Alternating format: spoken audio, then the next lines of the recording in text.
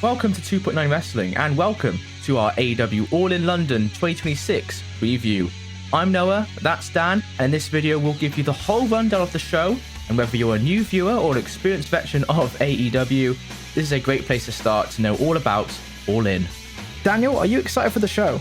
Very excited, because one, we're going to be there again like the other All-Ins, and also our friend will be there for the first time as well, watching live. So we begin with the AEW World Tag Team Championship. The Young Bucks are taking on the champions, Cage and Cope. And if you think you know them, you do, because it's Edge and Christian, for those who aren't aware. This match is being built as a dream match. Of course, Cage and Cope, Edge and Christian, they were a huge deal back in the late 90s, early 2000s as a tag team. They didn't tag team for a particularly long amount of time, but when they did team, it was at the very top of the tag division in the WWF. Had some legendary tag matches, especially ladder matches and TLC matches with the Hardy Boys and the Dudley Boys. And they both went off after their split up and had both incredible singles careers. So they are considered the best of their generation. The Young Bucks, meanwhile, they kind of burnt through the indies very brightly. They had some great matches in Ring of Honor and TNA early on, and then went to New Japan and really forged their legacy there.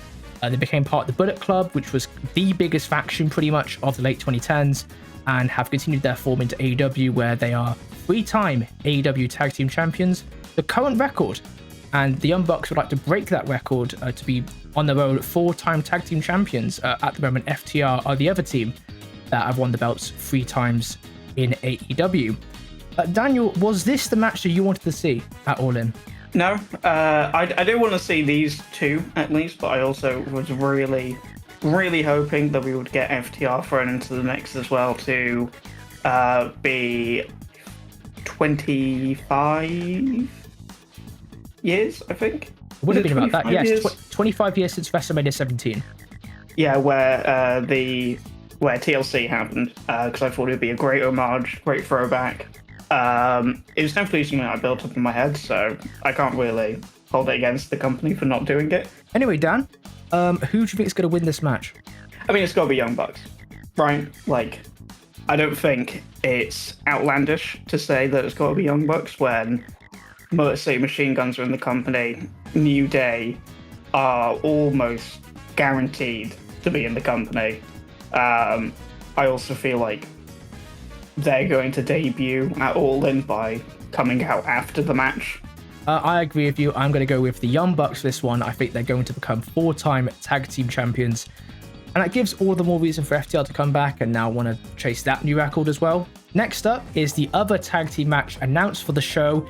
It's the AEW Women's World Tag Team Championships. The Brawling Birds take on the champions, the Divine Dominion. The Brawling Birds are the team of Jamie Hayter and Alex Windsor. And their gimmick is that they are British. And they're birds. And then Divine Dominion... And they brawl. And the Divine Dominion, their gimmick is that they're fucking massive. They're fucking ginormous. They're huge. They're big girls.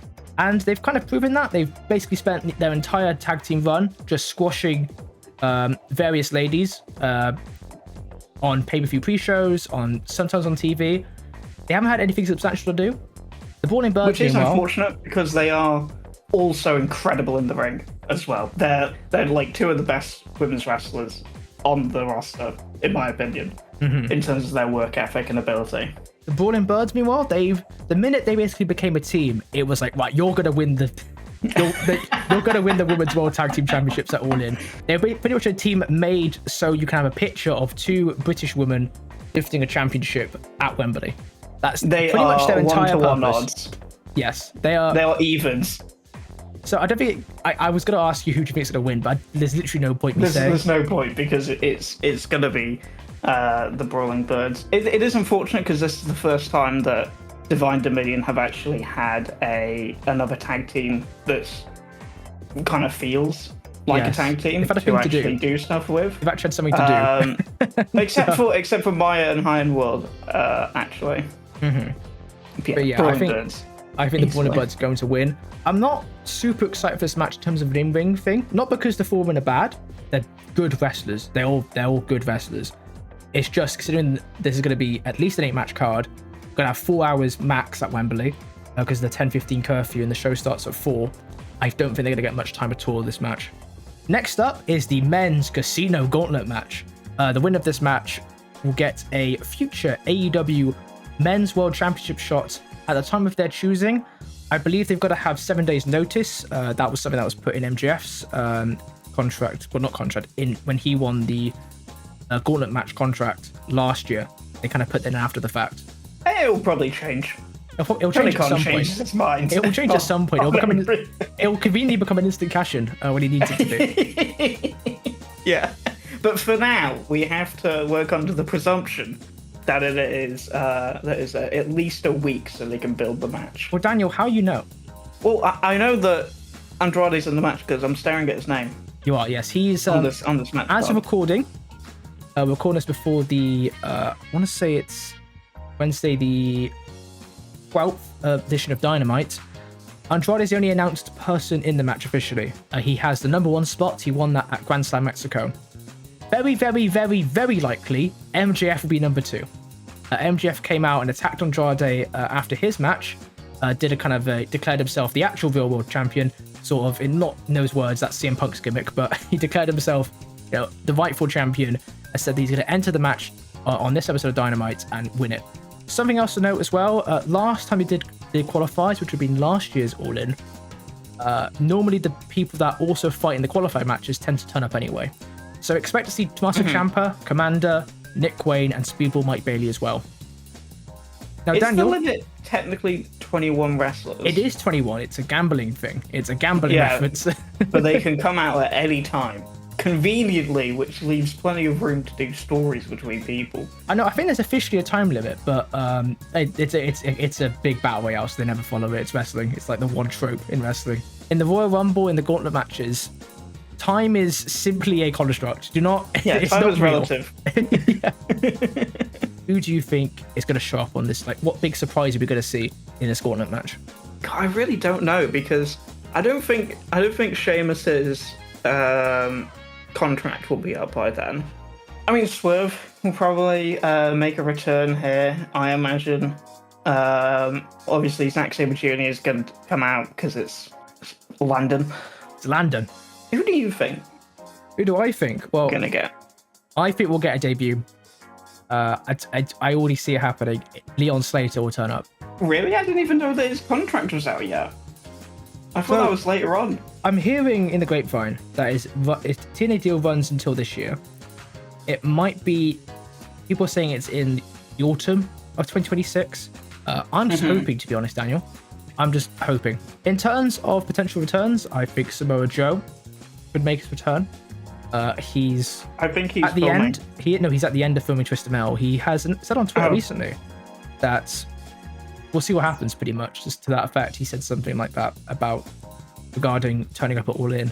So Daniel, who's going to win the Casino Gauntlet match? See, MJF is the safe pick, but given what I think is going to happen later on in the show, I think Mark Davis is going to win.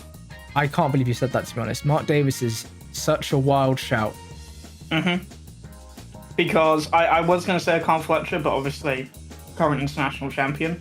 But I think, given the fact that Ospreay is very likely, I think we both agree, to win the Men's World Championship, and you really want to use the Casino Gauntlet as a vehicle to push somebody higher up the card, or to cause something unexpected to happen. That's what the Money in the Bank, which this is very much based off of, has always been about. And so I feel like they've had incredible matches, they've got great chemistry. Obviously, AEW favours Mark Davis a ton, especially recently in the last 4 months. I think it'll just be really fun. I think he'll be out there. The crowd will love a Mark Davis win as well, because the UK loves Mark Davis. I'm going to go with Swerve Strickland. MJF is the big favourite. He won it last year. He's running this whole, I'm the rightful champion gimmick now. He's a huge star, and he's a heel. All of these factors, make you think MJF's going to win it. But I think Swerve Strickland can win it.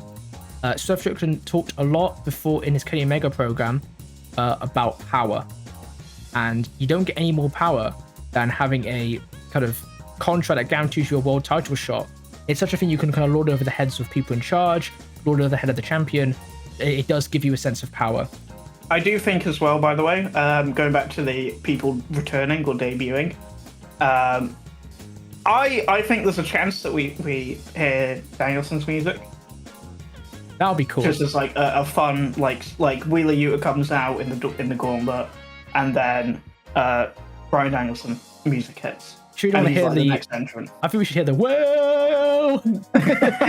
that would be fun. He stands up from commentary. Yeah, he does. Takes his suit off. He's got the singlet and everything. Next up is the Continental Cup Final. The winner of the Continental Cup Final will also get the AEW Continental Championship. For those who aren't aware about this whole thing, the Continental Championship is essentially AEW's tournament bout. It's only really important when it's in a tournament. They have their own Continental Classic, which is similar to the G1 Climax New Japan. Essentially, you have 2 blocks of kind of 8, I think it's 6 or 8 wrestlers, I can't remember the specifics in AEW.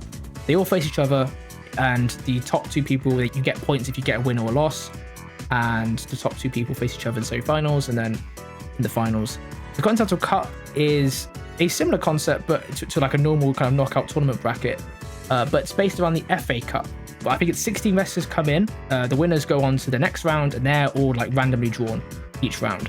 It's very similar to the FA Cup. You can tell in all the branding and the actual cup itself, it is like 1-to-1 with the FA Cup. I was supposed to have the brackets in front of me. I actually forgotten to look at them, but I know who my final's going to be anyway, so it's fine. Yeah. So who? Because I've got two picks that I think it could be. Okay, go ahead. I think so. Currently, I don't know if you said or not. The current champion is Jon Moxley. The former Dean Ambrose, I should say as well, for those people who aren't familiar with AEW. And if you've only experienced him as Dean Ambrose, I'm sorry. But obviously his Continental title is on the line. If he loses at any point in this tournament, it's finished. Somebody else is a new champion, guaranteed. But I think it's very likely that he's going to go to the end. Especially considering this first ever one, if they do this somewhat annually. Which if they do, I hope they change it from the FA Cup to being whatever the domestic cup of that nation is. So yeah, I think it's going to be Jon Moxley, and either between Claudio Castagnoli or Cesaro from WWE, if you're unaware. Both in the same faction, both had tension last year in the C2, had an incredible match in the C2 as well. I feel like you could kind of run with that again this time. Or who I think is much more likely, and is going to be my pick, is Nigel McGuinness, who will then go on to win the Continental Championship. Yeah, the big hometown favourite, Nigel McGuinness, kind of one last hurrah for his career. I think you might get as big a pop as Ospreay winning the belt, to be honest. I think there's a real chance of that if Nigel McGuinness wins. So yeah, who have you got in your final? So, because it's kind of based around the FA Cup, there's a real feeling in my head that they're going to have a big upset at some point in this tournament. Like a kind of a fairy tale story, someone gets to the final out of nowhere. So, this hasn't happened yet. This will probably age horribly because it's the Dynamite coming up the week we record this. I think Jack Perry beats Jon Moxley in the first round to cause a huge upset, like set the tone for the tournament going forward. I'm going to say with the final I kind of want if Jon Moxley doesn't take part, and that's Jay White versus Nigel McGuinness. Oh, that'll be so good. So that would be the match I put forward. But again, I think there's a serious chance that if Jack Perry can beat Moxley, he gets to the final. Here's a quick post-Dynamite editor's note. Jon Moxley did beat Jack Perry in their round, which means my fairy tale of Jack Perry beating Moxley, going on a fairy tale run, isn't happening. Also looks like Jon Moxley won't be involved in a trios match, at least not himself. The trios champions currently, Hangman, are feuding with Swerve and 2 other mystery opponents, probably going to be the New Day, or probably Daybreak as they're now called. So I think the final will be what Daniel said, Jon Moxley, Nigel McGuinness. It makes the most sense, and again, Nigel winning would be a huge moment at Wembley. Next up, I'm going to talk quickly about a match that's not actually official yet, but by the time you watch this, it probably will be official. On Collision, before that we recorded this, Darby Allin set out a challenge to Kevin Knight for TNT Championship in a Falls Count Anywhere match. Kevin Knight on that same Collision, he basically said, "I'll think about it. I've got to get through Jericho first and Dynamite, so I'll think about it after that." As of recording, nothing has been announced yet on this match, but I think it's going to happen. I think it's pretty locked in, unless Jericho beats Kevin Knight for the belt, in which case, Tony Khan, I'm going to kidnap you and torture you. Anyway, Daniel, who do you think is going to win? Response. Here's how I torture you, Tony. Number 1, the marrow furnace. I think Speedball Mike Bailey wins. Because I think on Dynamite... Wait, what? I think on Dynamite you're going to have... Because obviously Speedball hasn't got a match. And close tag partners with Kevin Knight. I feel like you really should do that match for All In some variation, I think. So I think there's a chance that he comes out on Dynamite and kind of like inserts himself into that feud, or comes out and attacks. That's going to be difficult, considering that he's in the number 2 Gauntlet match on that show. Like, he's already doing something on that show. Yeah, but I mean, you could have Darby come out and then have him get beaten down by Kevin Knight, and then have Speedball come out. I suppose. I really don't think that's going to happen. I think this is going to be a straight one-on-one match, Falls Count Anywhere. And yeah, I know, but it feels like Speedball's kind of been forgotten. The winner of this match, I think, will be Darby Allin, because this is kind of his match, I think, Falls Count Anywhere. What do you think the craziest spot he's going to do? Because that's the big thing of Darby Allin matches. What's the craziest thing he's going to do? I think he'll do a... Do you not think Darby Allin's going to do the coffin drop off the Wembley Arch? I think he'll propel down it. But you don't think he's going to try and kill himself? That's the question. Well, he's always going to try and kill himself in the Darby Allin match. No. It's like Fork has been found in the kitchen. I guarantee he'll find a way to jump off something very high. Next up, we have the AEW Women's World Championship match. Mercedes Mone, the Owen Hart Foundation 2026 winner, takes on the champion, Willow Nightingale. These two have faced 3 times before. The first time was in New Japan Strong in 2023. And since that match, they have faced each other twice in AEW, and both matches were for the TBS title. In AEW specifically, they have 1 win each. So, Daniel, before we talk about the match itself and who's going to win, I know that your girl Tekla has been booted out in favor of Willow Nightingale for this match. How are you feeling? Fine, actually, because it means that I'm highly likely to get an Artist of Stardom trios match on this card. There's no way. They're not going to be seeing this card at all. What? That match is going to make Dynamite Scotland, if you're lucky. I think there's a chance, like, you get some New Japan talent, not New Japan, get some Stardom talent on there. For those who don't know, the Artist of Stardom is the trios tag belts in Stardom, a Joshi wrestling company from Japan. Outside of the Tekla stuff, though, Willow obviously beat Tekla at the last pay-per-view, at Redemption, to become the world champion. Really happy for her. Willow is like the ultimate babyface. She's incredible. I think like kind of Bailey on steroids a little bit. That's kind of the best way I can describe like Willow's babyface energy. Yeah, I mean, after her promo celebration last week, which then Mone interrupted, everybody was thinking that Mone was going to win here, but that one like promo, everybody now is like 50-50. Mone, meanwhile, she's back from a little break. She basically kind of had, at one point last year, she had literally every belt in the company, apart from, like, in any company, actually, not just this company, in, like, every indie promotion as well, it seemed like, apart from the AEW World Women's Championship. And she failed to win it at last year's All In against Toni Storm. And that has kind of sent her essentially on a downward spiral, until the point that she lost the TBS Championship to Willow just before she left. She came back, won the Owen Hart Foundation tournament, to earn this shot. She's also the first person to win that 2 times in a row, and she is kind of a woman on a mission here a little bit. Like, she's determined to finally do the thing that she's not been able to do for ages and ages and ages. Daniel, will she do it? I don't think she does, because the whole story has been that Willow Nightingale kind of has her number no matter what. We should also point out previously on the last episode of Collision, once again, the 8th of August episode, there was a trios match between Willow and two others. I think Thunder Rosa was one of them. I can't remember who else it was.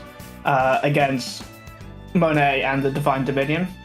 And Willow Nightingale pinned Mone there as well. I believe the same thing happened on Grand Slam Mexico as well. He teamed with the Brawling Birds, and they got a win as well. She got a pin for from Mercedes Moné as well.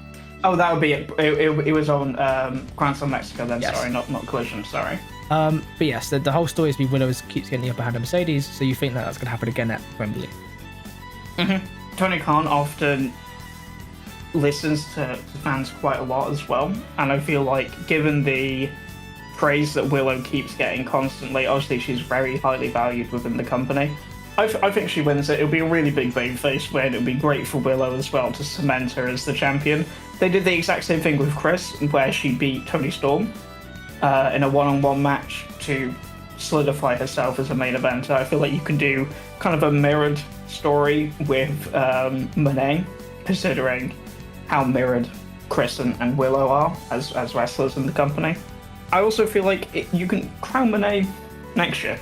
For similar reasons that you said Willow would win, I'm especially kind of the fact that Willow keeps pinning her. I think Monet is going to win this match. I think she'll finally overcome Willow Nightingale. They pay Monet a ton of money. She is a hugely featured star. She's on all the promotion. I know Willow is as well, but Monet is to even larger degree. Obviously, not just that she's become a megastar in her indie career, but also, she was a multi-time world champion in WWE as well as Sasha Banks. I think they'll have her be crowned at Wembley. It's kind of the biggest stage you can do it for her. Yeah, I think Monet's going to do it. Now to our last, at least our time recording, officially announced match. This is for the AEW Men's World Championship. Will Ospreay, the winner of the Men's Owen Hart Foundation Tournament, takes on the champion, Kenny Omega. These two have faced 3 times before, but excluding that one-off PWG match in 2015, they have won 1 match each, both matches happening in 2023. Even though it wasn't like a proper storyline, it was one of the best rivalries of that year. 2 outstanding out of this world matches. Ospreay's whole thing since he's come back was he's going to come back and claim his throne at the top of AEW at Wembley in London in front of his people. That's been the big story. It's taken a bit of a detour because he's had a bit of a kind of a training arc with the Death Riders, and that's been part of the build of this story. Ospreay had a chance to essentially bag Kenny Omega after his championship match against Kevin Knight. In a similar way to what happened to Bryan Danielson to start off the whole Death Riders run to begin with a couple years back. Ospreay refused to do it, and that kind of ended the whole Death Riders thing for him. But that's kind of kicked off a second part of this story where Kenny Omega is really, really, really upset with Ospreay for hesitating in helping him. He's really upset about it. There was a fantastic promo they had on the Dynamite before this Dynamite. It's the Dynamite start of August. Great promo. Go check it out. It was honestly Ospreay's best promo. And that's essentially kind of it's taken kind of the focus away from the Death Riders stuff, which I think is probably for the best at this point now, and made it all about Ospreay versus Omega. Daniel, who's going to walk out as the world champion? I think it's going to be a heel Ospreay. I think he's going to win by bagging Kenny Omega. You think he's going to during the match or after the match? He's going to put the plastic bag over his head during the match. I think the ref takes a bump. You can probably do it like Ospreay trying to hit the Oz cutter on Kenny. Kenny moves out of the way and the ref is behind him. And then the ref gets hits by the Oz cutter. He's out for 10 minutes. Not 10 minutes, maybe 5 minutes. No, it's a wrestling referee. They're out for 15 minutes. And then the Death Riders come out, and because there hasn't been much animosity between them, it's mainly been with Pac where there's been animosity, and that's only because it's Pac, and Pac fucking hates Will. But Moxley has always been kind of okay, we'll see how this plays out. And you've made your bed and everything. And the story going into this match, as you said, has been Will kind of being indecisive and trying to please everybody, and ends up pleasing nobody. And sort of has everybody turned against him now. but I think Moxley hands him the bag and then like leaves the ring, and then you just have all the Death Riders look at him expectantly, and then he bags Kenny Omega to win. That would be an insane thing to happen. So before I say my pick, I would like to make the case for Kenny Omega walking out as world champion. He has been a genuine ratings and attendance draw. There's also been a big significant ticket increase, and some of that was to do with a 50% off deal Ticketmaster did, but also the minute Ospreay Omega was announced, and the minute Omega was champion, they sold a lot of tickets. But the minute they announced this match officially, it was also when Mone and Willow was announced as well, because they kind of got announced at the same sort of time. He's great on TV. Fans love him. I know as much as this is like Will Ospreay's time, and you don't want to like make a mistake where you have Kenny win and then you regret it. I think there's a genuine argument to keep the belt on Omega. I think he actually wouldn't be a super risky pick. I don't think. That being said, all signs point to Ospreay winning the belt, and I'm not gonna ignore the signs. As fun as it would be to pick Omega to be different, I think Ospreay's going to win. I think he will do some heelish stuff. I think he'll hit the Tiger Driver on Kenny at some point, which will get the fans to go, oh no. Oh yeah, I should say I think he is bagging and then hits the Tiger Driver. But that being said, it doesn't matter what they've done so far of Ospreay with Death Riders. The fans have continued to cheer him constantly. So I don't think they should turn him heel. I don't think it's going to work at all the way they want it to work. So I think Will win. I think he'll play into that role a little bit, but he won't fully commit to it. They win the belt, celebrate. They got the picture of him winning the belt at Wembley. Everyone goes home happy. Before we finish with our preview, we've got to talk about some potential matches that could make the card. As of now, there's 6 officially announced matches. There's another one that's almost official as time recording. There is basically 10 matches they can do, if actually 11, I would argue, almost for championship matches. The AEW Trios Championships have not got a match yet. That could very well be on the pre-show, though. It could be on the pre-show. I think they want to put Hangman Page on this show somehow. Best way to do it is to have him defend the Trios Championships. I actually think that's half the reason he won it anyway at Grand Slam Mexico, is to get him on the card. I think they'll face it. If John Moxley is going to make the finals of the Continental Cup, I think you could. And also, Moxley won a Trios match as well on Grand Slam Mexico as well, which was an interesting decision. I think that might have been on purpose to kind of heat up a Death Rider super trio of Moxley, Pac, and Claudio. You could have that match on the card. They're also running a Okada versus Carl Fletcher kind of teaser for the AEW International Championship. That should make this card, and that would be an incredible match to have. You could even I still think that Takeshi's going to be involved, and it's going to be a triple threat. Yes, that's on the cards as well. He currently is in New Japan fighting the G1, which explains why he's not on AEW TV. But he can still turn up just for the show, and just before All In, on a Dynamite before, and put himself into the match. It would be deserved. I don't think anybody would be upset, particularly if it wasn't if there wasn't 4 weeks of build to it and there was just 1 week or 2 weeks of build. I feel like that would be perfectly acceptable. And Fletcher and Okada are building their own stuff quite well anyway, so that does help. And Okada and Takeshi have done non-stop build, it feels like, for 2 years, and then nothing happened. So that match has been, well, they already had a singles match anyway, but this triple threat has been long overdue. Well, that's our entire preview here on the 2.0 Wrestling channel for AEW All In London 2026.